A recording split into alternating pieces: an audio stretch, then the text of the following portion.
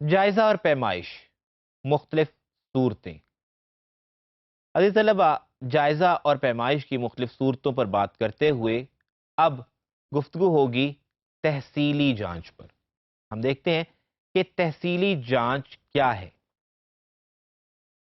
تحصیلی جانچ عزیز طلبہ معروضی جانچ کی وہ صورت ہے جس میں پرچہ حل کروا کر متعلمین کی مختلف صلاحیتوں کو جانچا جاتا ہے، یعنی کہ آبجیکٹیو سٹائل ہے۔ آبجیکٹیو سٹائل ظاہر ہے کہ ہم نے استعمال کیا تھا زبان کے حوالے سے بھی، جب ہم لوگ جانچ کریں گے پڑھائی کے حوالے سے، لکھائی کے حوالے سے، آبجیکٹیویٹی سب میں ہو سکتی ہے۔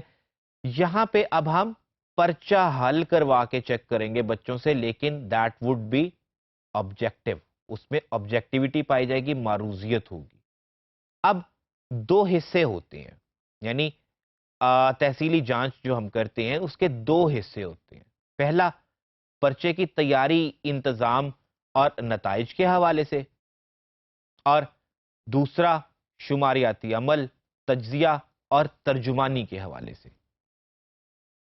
اگر ہم لوگ تحصیلی جانچ کے مختلف مراحل پر بات کریں تو انہی دو حصوں کو عبور کر کے دراصل ہم تحصیلی جانچ کو مکمل کرتے ہیں۔ اب مراحل کیا ہو سکتے ہیں اگر دیکھا جائے تو ان میں سب سے پہلے ہے تیاری، یعنی سب سے پہلے تو obviously پریپریٹری مرحلہ ہوتا ہے، پیپر آپ بناتے ہیں۔ اب پیپر جب آپ بناتے ہیں تو تحصیلی جانچ میں آپ کو کس بات کا خیال رکھنا چاہیے کہ کیا آپ کا بنایا ہوا پیپر نصاب کا احاطہ کر رہا ہے، یعنی کہیں ایسا تو نہیں ہے کہ ایک خاص پورشن آف سلیبس کو، ایک خاص پورشن آف بک کو آپ نے فوکس کر لیا اور باقی نصاب ادھورا رہ گیا یا اس میں سے کوئی سوال شامل نہیں کیا گیا۔ پورے کے پورے نصاب کا اچھا مؤثر احاطہ ہونا چاہیے۔ پھر آپ نے یہ دیکھنا ہے کہ جو سوالات آپ نے پرچے میں ڈالنے ہیں وہ متعلم کی ذہنی سطح کے مطابق ہیں یا نہیں ہیں، کیونکہ اگر آپ نے ایسے سوال ڈال دیے ہیں جو متعلم کی ذہنی سطح سے بہت پست ہے تو آپ ایویلویٹ نہیں کر پائیں گے، چونکہ سبھی سٹوڈنٹس ان کا درست جواب دے دیں گے۔ یا اگر آپ نے سوالات بہت مشکل ڈال دیے ہیں تو ظاہر ہے کہ بچے کی صحیح یٹ اگین اپنی ایج کے مطابق ہم نے ایویلیوشن کرنی ہے، تو وہ ایج کے مطابق ایویلیوشن نہیں ہو پائے گی۔ پھر ہے فکر انگیزی۔ دیکھنا یہ ہے کہ فکر انگیزی پر ابھار رہا ہے آپ کا بنایا ہوا پرچہ، بچے کو سوچنے پہ ابھار رہا ہے یا نہیں ابھار رہا۔ پھر ہے جانچ کا انتظام، یہ دوسرا بیسیکلی سٹیپ ہے تحصیلی جانچ میں۔ اب ہم نے پرچہ بنا لیا، پرچہ بنانے کے بعد آپ نے ایڈمنسٹریٹیولی دیکھنا ہے کہ پرچے کو کس طرح سے صحیح معنوں میں کنڈکٹ کیا جا سکتا ہے۔ اس سلسلے میں پہلی بات تو یہ ہے عزیز طلبہ کہ طلبہ کی نشست پر توجہ، کہ طلبہ بیٹھے کس سیٹنگ پوسچر میں، کس ترتیب میں بیٹھے ہیں۔ خاص طور پہ جب ایک کلاس میں زیادہ سٹوڈنٹس ہوتے ہیں تو آپ نے آبجیکٹیو میں ان کو تھوڑا سا ریزنیبل فاصلے پر رکھنا ہے تاکہ چیٹنگ کی ذرا گنجائش کم ہو جائے، یا کم از کم اسے کسی حد تک، جس حد تک ہم اوائڈ کر سکتے ہیں ہم اسے اوائڈ کر لیں۔ پھر پرچے کی تقسیم، آپ نے بچوں کو صحیح طور پر بٹھا دیا تاکہ ان پہ نظر رکھی جا سکے، ان میں فاصلہ مطلوبہ آپ نے قائم رکھ لیا، پھر آپ پرچہ ظاہرہ تقسیم کرتے ہیں۔ اب جب یہاں تک آپ پہنچتے ہیں تو پرچے کا جو انتظامی معاملہ ہے اس سے آپ عہدہ برا ہو گئے۔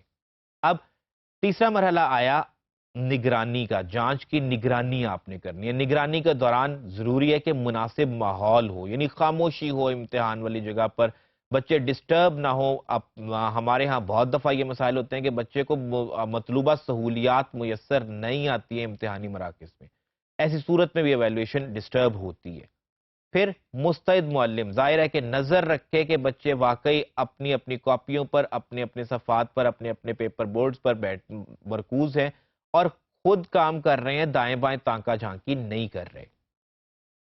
اگلا مرحلہ آتا ہے اس کے بعد نتائج مرتب کرنے کا۔ اب نتائج مرتب کرنے میں ظاہر ہے کیا ہوتا ہے کہ اندراج نتائج، آپ سب سے پہلے اندراج کرتے ہیں، نوٹ کرتے ہیں کس نے کتنے نمبر حاصل کیے ہیں، یا even for that matter answer sheet کو ٹیبلیٹ کرتے ہیں۔ پھر اس کے بعد شماریاتی جائزہ، کتنے سٹوڈنٹس کس حصے میں کس سٹوڈنٹ نے کتنے نمبرز حاصل کیے۔ پھر اس کے بعد مرحلہ آتا ہے تجزیہ اور ترجمانی کا۔ اوورآل آپ جائزہ لیتے ہیں کہ اچھا کون سا سوال سٹوڈنٹس کو زیادہ محبوب تھا، کون سا نہیں تھا، کس حوالے سے کس میدان میں سٹوڈنٹس زیادہ مضبوط ہیں۔ اور پھر تفہیم معنی کا عمومی تعین.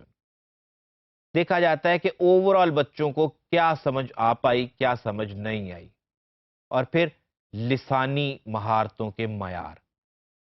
یہ وہ مراحل ہیں اور مراحل کے اندر یوں کہہ لیجئے کہ سب سٹیجز ہیں جن سے گزر کر ہم دراصل تحصیلی جانچ کو مکمل کرتے ہیں.